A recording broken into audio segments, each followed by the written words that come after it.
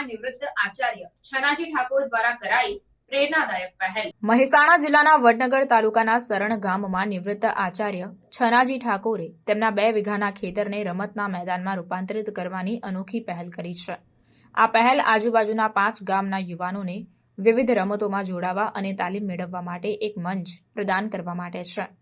છનાજી ઠાકોર, જેમણે તેમનું જીવન શિક્ષણ માટે સમર્પિત કર્યું, તેમણે તેમના વિસ્તારમાં યુવાનો માટે મનોરંજનની સુવિધાઓ અને તકોની અછતને ઓળખી નિવૃત્તિ પછી તેમણે તેમના ખેતરને એક એવી જગ્યા બનાવવા માટે ઉપયોગ કરવાનો નિર્ણય લીધો જ્યાં યુવાનો ભેગા થઈ શકે, રમતોમાં ભાગ લઈ શકે અને વિવિધ રમતોમાં તેમની કૌશલ્ય વિકસાવી શકે।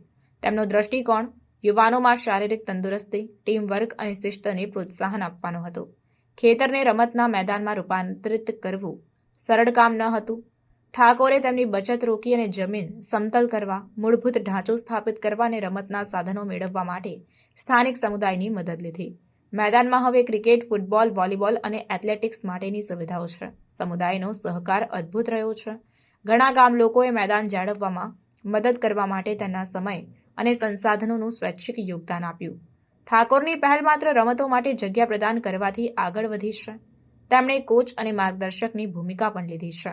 વિવિધ રમતોમાં તાલીમ સત્રો પ્રદાન કરી રહ્યા છે। શિક્ષણના ક્ષેત્રમાં તેમના પૃષ્ઠભૂમિ સાથે ઠાકોર શિસ્ત, મહેનત અને ધીરજના મહત્વ પર ભાર મૂકે છે। તેમણે પૂર્વ ખેલાડીઓ અને કોચોને વિશિષ્ટ તાલીમ શિબિરો યોજવા માટે આમંત્રિત કર્યા છે, જેથી યુવાનોને ગુણવત્તાયુક્ત માર્ગદર્શન મળી રહે। રમતનું મેદાન સ્થાનિક સમુદાય માટે પ્રવૃત્તિઓનું કેન્દ્ર અને ગૌરવનું સ્ત્રોત બની ગયું છે। આ યુવાનોને તેમની ઉર્જા માટે રચનાત્મક માર્ગ પ્રદાન કર્યું છે અને તેમના વચ્ચે મિત્રતા અને એકતાની ભાવના વિકસાવવામાં મદદ કરી છે। ઘણા યુવાનો, જેમને અગાઉ રમતોમાં જોડાવાની મર્યાદિત તકો હતી, હવે સક્રિયપણે ભાગ લઈ રહ્યા છે અને સ્થાનિક ટુર્નામેન્ટમાં પણ સ્પર્ધા કરી રહ્યા છે।